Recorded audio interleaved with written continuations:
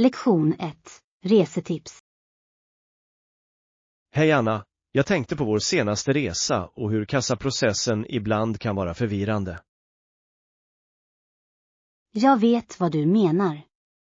Jag oroar mig alltid för räkningen vid kassan. Hade du några problem? Inte riktigt, men jag märkte att vissa människor inte förstod att de kunde betala i receptionen när de checkade ut. Det är ett vanligt misstag. Det är viktigt att klargöra alla avgifter innan du lämnar. Exakt. Jag dubbelkollar alltid min faktura för att säkerställa att det inte finns några oväntade avgifter. Det är smart. Jag minns en gång jag blev debiterad för en minibar som jag inte ens använde. Det är frustrerande. Hotell bör vara tydliga med vad som ingår och inte. Definitivt. Jag ställer alltid frågor om något verkar oklart. Kommunikation är nyckeln. Rätt. Och det hjälper att läsa det finstilta när du checkar in. Det kan spara dig mycket problem senare. Jag håller med. Jag gillar också att föra register över mina utgifter under vistelsen. Det håller allt organiserat. Det är en bra idé. Det kan hjälpa dig att hålla din budget också. Exakt. Dessutom gör det lättare att jämföra kostnader när du planerar framtida resor. På tal om kostnader, fick jag nyligen veta att vissa hotell erbjuder rabatter för längre vistelser. Verkligen. Det är användbar information. Jag har alltid velat utforska platser under längre perioder. Samma här. Det är trevligt att bosätta sig och verkligen uppleva den lokala kulturen. Absolut. Och ibland kan du hitta unika attraktioner som inte finns i de typiska turistguideböckerna. Rätt. Att utforska mindre kända områden kan leda till några av de bästa resminnena. Har du någonsin haft en särskilt minnesvärd upplevelse på resan? Ja. En gång snubblade jag över en lokal festival, och samhället var så välkomnande. Det låter otroligt. Det är stunder som de som gör resan värd besväret. Exakt. Det handlar om att få kontakt med människor och omfamna nya upplevelser. Jag kan inte vänta på vår nästa resa. Med alla dessa tips är jag säker på att det kommer att bli ännu bättre än det förra. Definitivt. Låt oss göra en plan och utforska något nytt tillsammans. Lektion 2. Baka äventyr. Hej Anna, jag hörde att du bakade kakor häromdagen. Hur gick det? Det var väldigt roligt. Jag bestämde mig för att göra chokladkakor. De är min favorit. Bra val. Använder du några speciella ingredienser? Ja. Jag slog sönder en chokladkaka och lade till bitar istället för att använda chips. Det gjorde kakorna extra klibbiga. Det låter läckert. Jag älskar sliskiga kakor. Hur fick du chokladen att smälta lagom? Jag lade till chokladbitarna under de sista minuterna av gräddningen. Det hjälper dem att hålla sig mjuka och smälta perfekt. Bra tips. Hade du några utmaningar när du bakade? Det gjorde jag faktiskt. Jag mätte mjölet fel först och det slutade med en deg som var för kladdig. Nej då. Hur fixade du det? Jag tillsatte lite mer mjöl tills det fick rätt konsistens. Allt handlar om att hitta den perfekta balansen. Det är sant. Att baka är som en vetenskap ibland. Hjälpte någon dig i köket? Min lillebror ville hjälpa till, men han ville mest bara äta kakdegen. Klassiskt syskondrag. Degen är ofta det godaste. Fick han hjälpa till överhuvudtaget? Lite. Jag lät honom blanda ingredienserna och han var så stolt över sig själv. Det är häftigt. Att baka tillsammans kan skapa fantastiska minnen. Definitivt. Vi gjorde också en röra, men det var allt värt det till slut. Lite röra är en del av det roliga. Hur blev kakorna?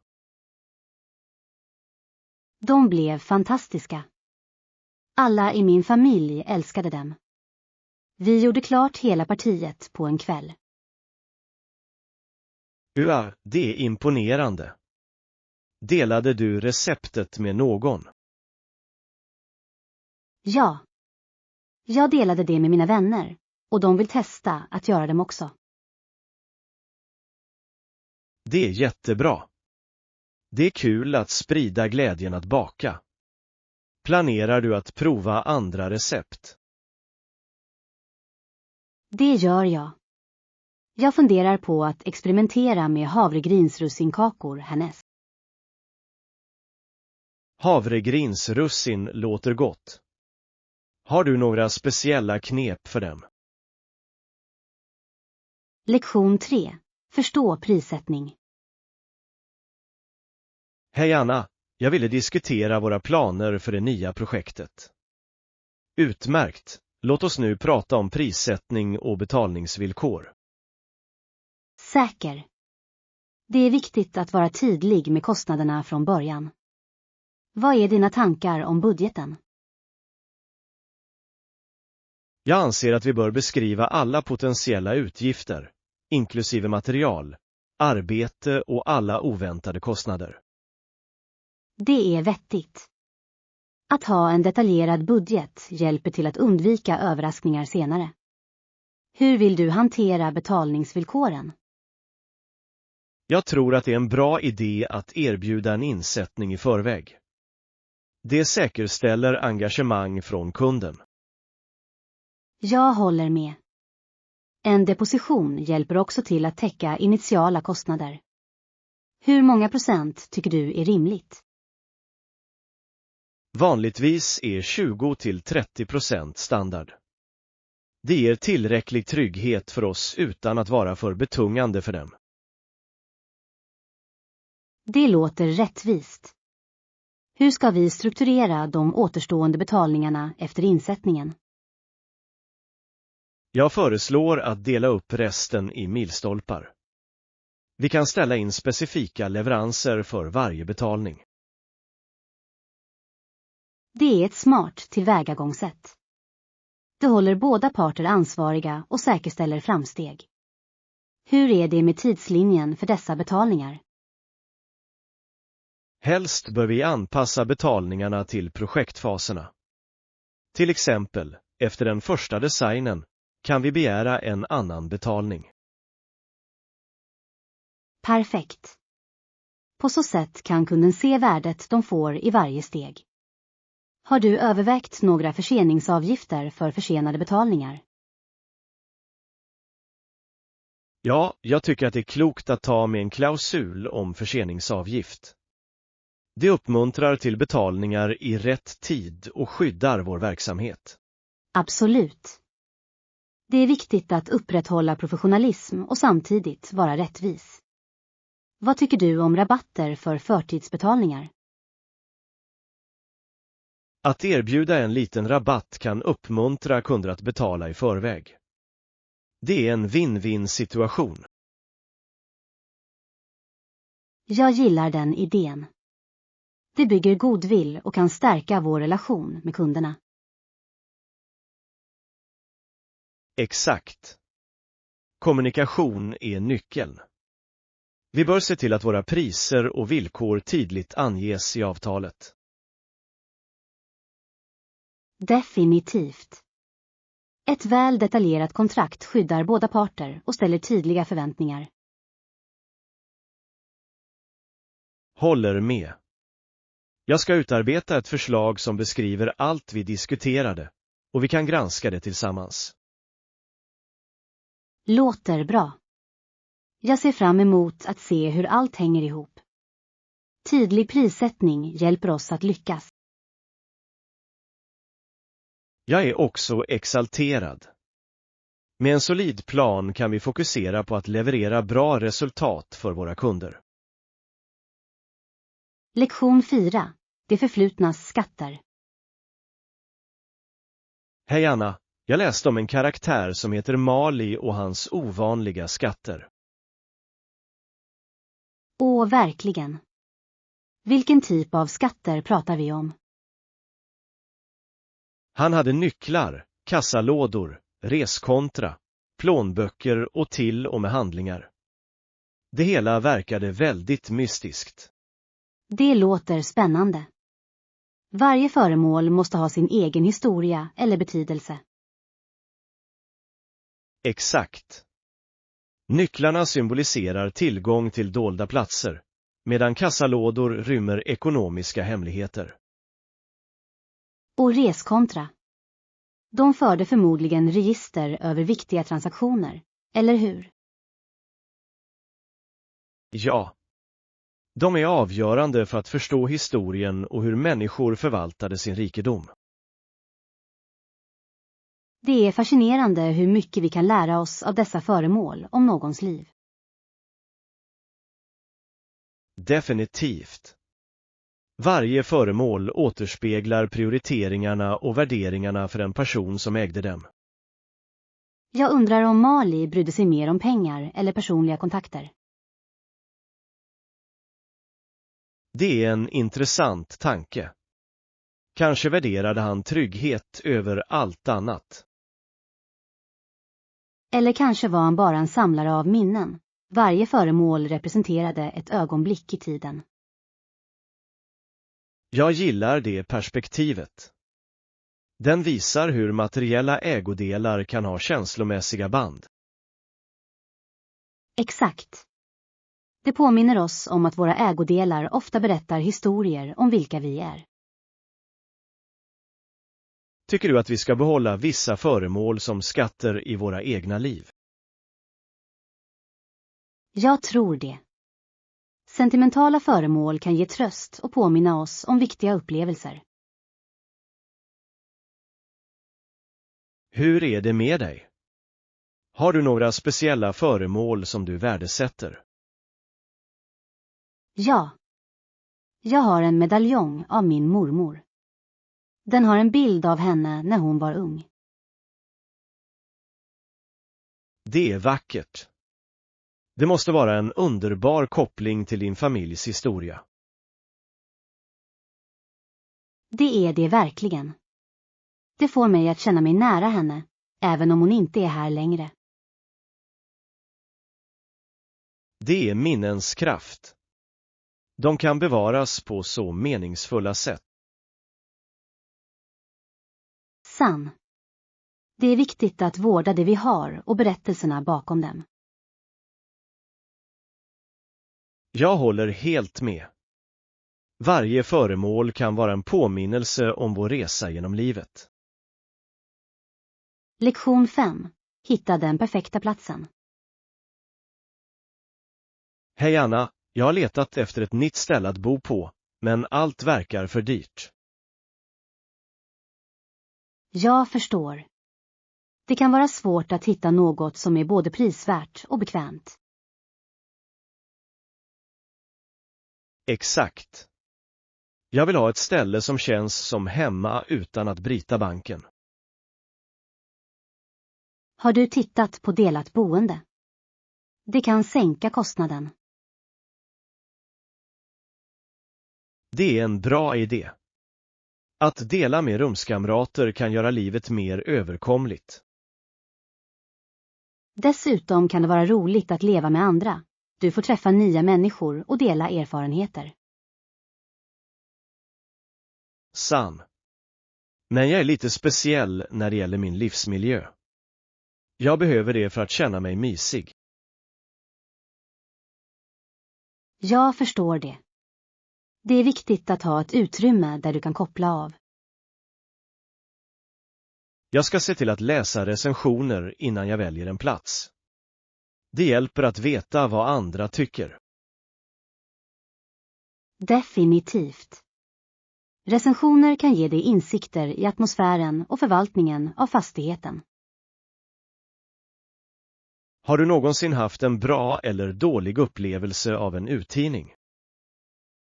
Ja. Jag hyrde en gång en härlig lägenhet, men uppvärmningen fungerade inte bra på vintern. Det låter frustrerande. En behaglig temperatur är viktigt, särskilt under kallare månader. Exakt. Jag var tvungen att lägga upp mig bara för att hålla mig varm. Det lärde mig att kolla efter värmedetaljer i recensioner. Smart drag. Jag lägger till det i min checklista. Vad mer bör jag tänka på? Leta efter bekvämligheter som tvättmöjligheter och närhet till kollektivtrafik. Bra poäng. De kan göra vardagen så mycket enklare. Och glöm inte att kontrollera hur säkert området är. Det är avgörande för sinnesfrid. Absolut. En säker miljö är inte förhandlingsbar. Jag ska forska lite om det också. Perfekt. Med lite noggrann planering är jag säker på att du kommer att hitta ett bra ställe. Tack, Anna. Jag känner mig mer säker på mitt sökande nu. Låt oss se vad jag kan hitta. Lektion 6. Värdet av utbildning. Hej Anna, jag har funderat på hur vissa människor ser utbildning som meningslös träning. Det är ett intressant perspektiv. Men utbildning kan verkligen öppna dörrar till bättre jobbmöjligheter.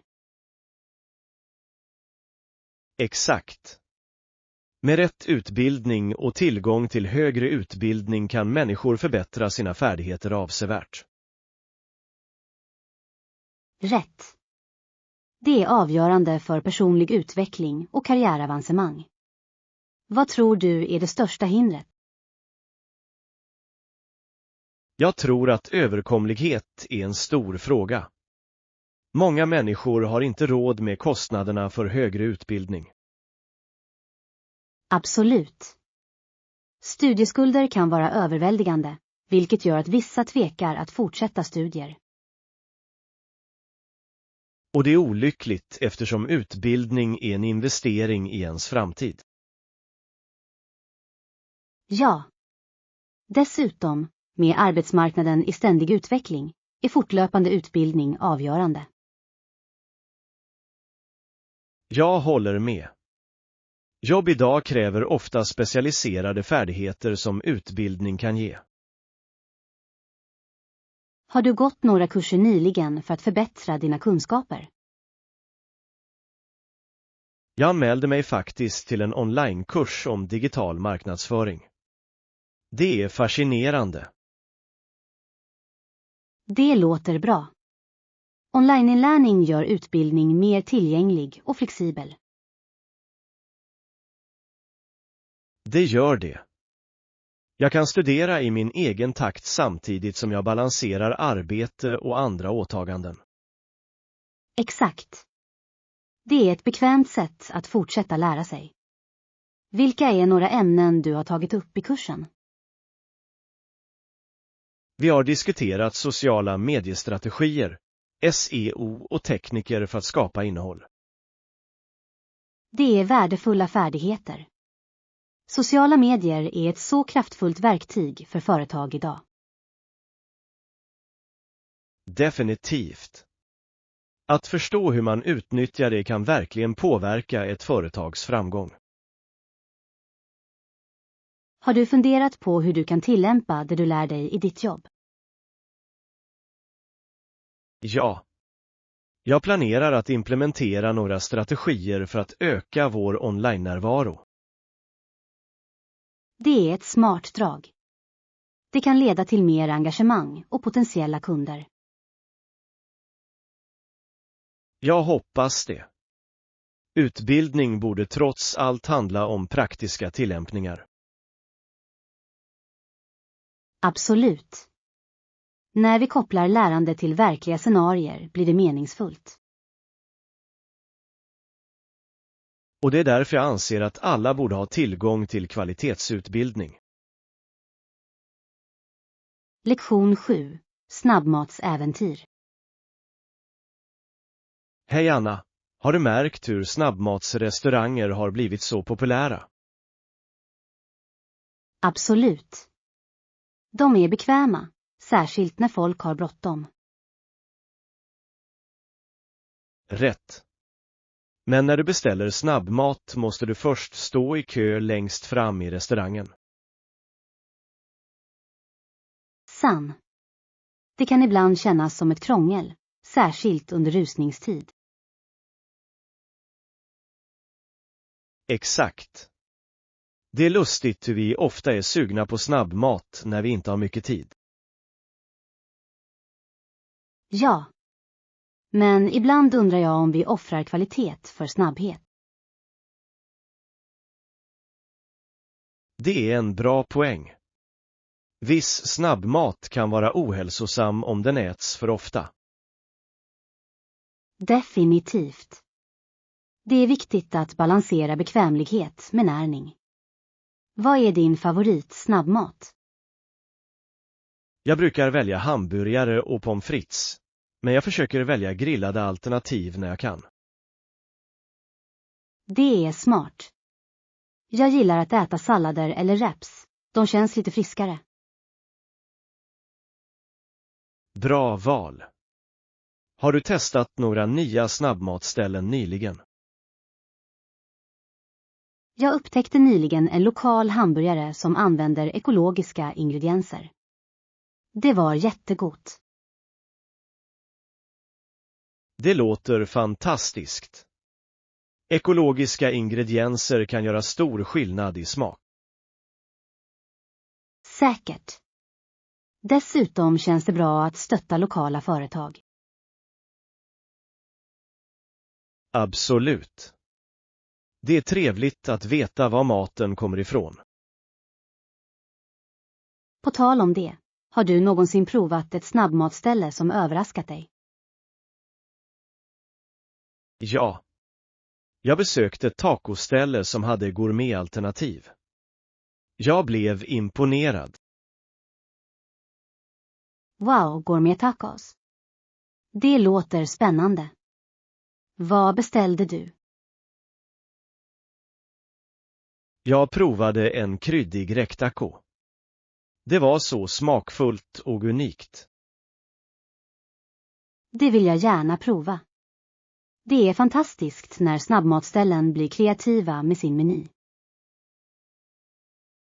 Ja. Det håller saker intressant och ger oss nya smaker att njuta av. Och det är roligt att utforska olika kök även i en snabbmatsmiljö.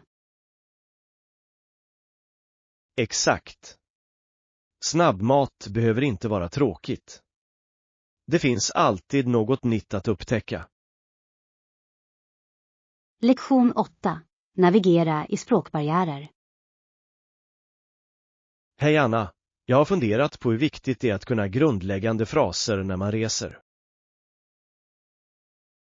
Absolut. Enkla hälsningar och fråga om vägbeskrivning kan göra stor skillnad. Rätt. Bara att säga hej eller ett tack på det lokala språket visar respekt. Ja. Det kan göra interaktioner mycket vänligare. Planerar du några resor snart? Jag åker till Italien nästa månad och jag vill fräscha upp min italienska. Det är spännande. Italienska är ett så vackert språk. Har du några specifika fraser i åtanke? Jag vill lära mig att fråga om vägbeskrivning och beställa mat. De är viktiga. Definitivt. Att veta hur man frågar i var närmaste restaurang kommer att vara användbart. Exakt. Och jag kan inte vänta med att prova äkta italiensk pizza. Har du några tips? När du beställer kan du säga vorrei una pizza, per favore, vilket betyder jag skulle vilja ha en pizza. Tack. Det låter perfekt. Det ska jag träna på. Hur är det med hälsningar? Att säga buongiorno är för god morgon och buonasera är för god kväll är en bra början. Jag älskar det.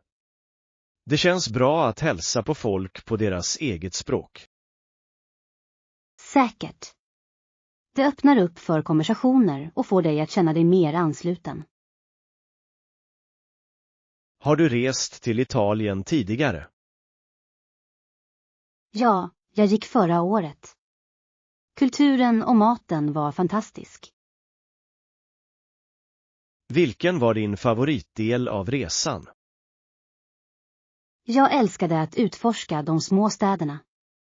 Var och en hade sin egen charm och historia. Det låter underbart.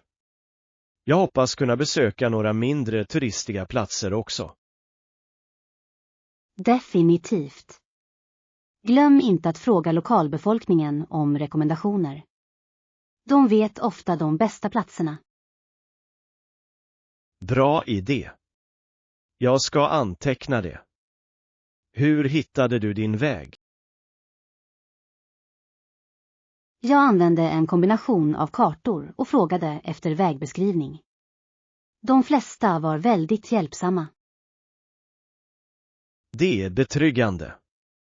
Jag ska se till att öva på mina fraser så att jag känner mig mer självsäker.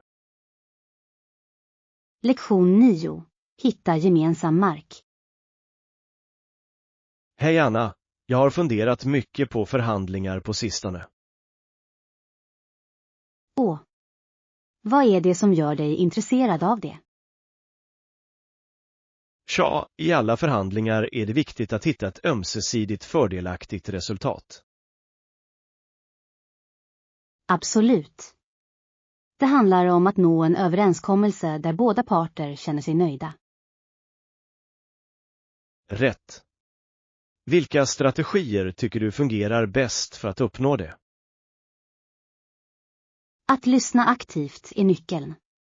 När vi förstår den andra personens behov kan vi föreslå bättre lösningar. Det är vettigt.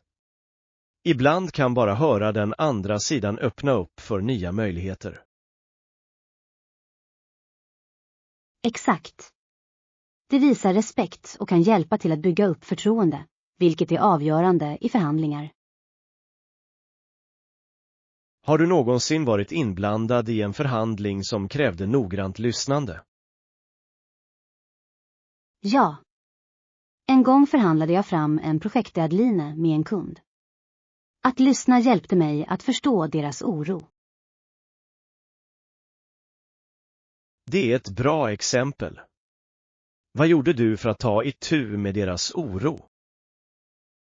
Jag föreslog ett stegvis tillvägagångssätt så att de kunde se framsteg samtidigt som vi fick mer tid. Smart drag.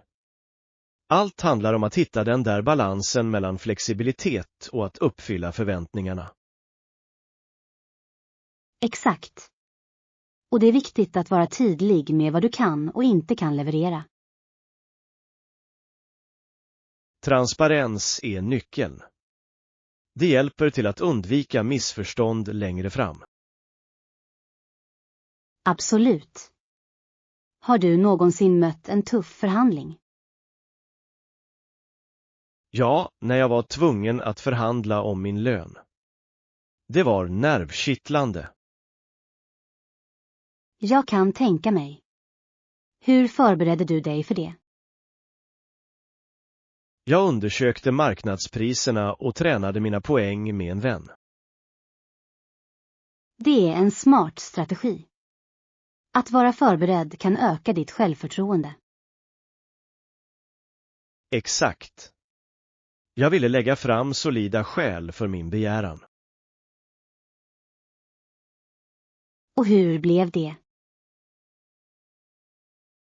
Det slutade med att jag fick löneförhöjning. Det kändes fantastiskt att förespråka för mig själv. Lektion 10. Val av hälsa och välmående. Hej Anna, jag har funderat på hälsan på sistone och vad vi kan göra för att må bättre. Det är ett bra ämne. Att ta hand om vår hälsa är verkligen fördelaktigt för vårt allmänna välbefinnande. Exakt. Jag tar ett dagligt multivitamin och omega-3 tillskott.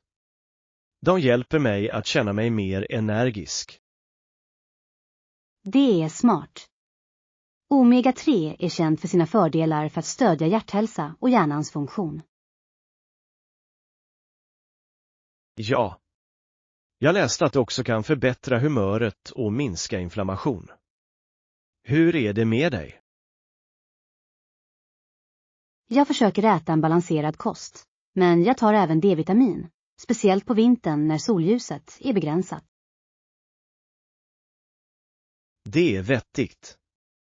D-vitamin är avgörande för benhälsa och immunförsvar. Rätt. Det är otroligt hur mycket vår kost påverkar vårt humör och energinivåer. Absolut. Jag har märkt skillnad sedan jag började fokusera på vad jag äter. Jag också. Jag ser också till att hålla mig hydrerad. Att dricka tillräckligt med vatten är viktigt. Definitivt. Ibland glömmer jag, speciellt när jag är upptagen. Hur påminner du dig själv? Jag har en vattenflaska i närheten och ställer in påminnelser på min telefon. Det hjälper verkligen. Det är en bra idé. Det borde jag försöka. Finns det några andra kosttillskott du tar? Jag tar ibland probiotika för matsmältningshälsa. De kan verkligen hjälpa till med magbalansen. Probiotika är intressant. Jag har hört att de kan förbättra matsmältningen och stärka immunförsvaret. Exakt. Det handlar om att stödja våra kroppar på olika sätt. Har du någonsin testat någon superfood? Ja. Jag älskar att lägga till chiafrön och spenat i mina smoothies. De är packade med näringsämnen.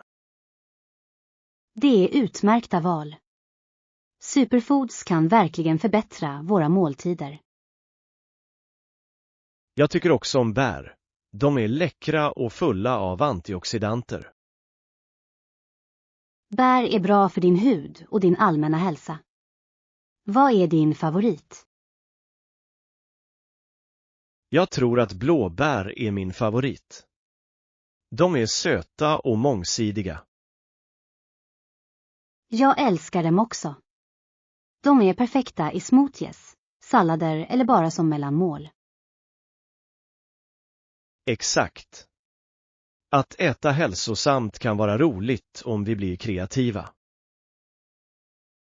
Lektion 11. Äta ute. Hej Anna, har du hört talas om den där nya restaurangen i centrum? Ja. Jag läste att de inte tar emot reservationer. Det är först till kvarn som gäller, eller hur? Exakt. Jag tror att det är ganska bekvämt för folk som vill prova det. Jag håller med. Det möjliggör en mer spontan matupplevelse. Hur lång tid brukar det ta att få ett bord? Vad jag har hört kan det variera. Ibland kan du vänta 20 minuter, men andra gånger kan det ta över en timme. Det är inte så illa för en populär plats. Tycker du att det är värt att vänta? Definitivt. Jag har sett några fantastiska recensioner om deras mat. Folk säger att det är gott. Vilken typ av mat serverar det? De är specialiserade på fusionsrätter som blandar olika smaker och stilar. Det låter spännande. Några specifika rätter du är sugen på att prova? Jag är verkligen nyfiken på deras kryddiga mangokyckling. Det låter unikt. Det låter intressant. Jag skulle gärna prova något annat sånt. Hur är det med dig? Finns det något på deras meny som fångade dig? Ja. Jag såg att de har ett vegetariskt alternativ med rostade grönsaker och quinoa.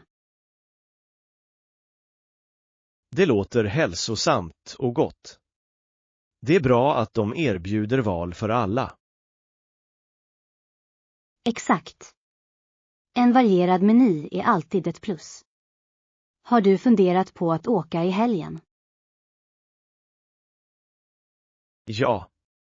Jag tror att det skulle bli en rolig utflykt.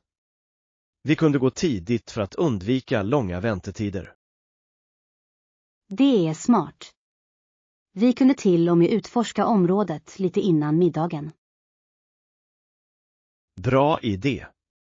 Det finns några butiker i närheten som ser intressanta ut. Perfekt.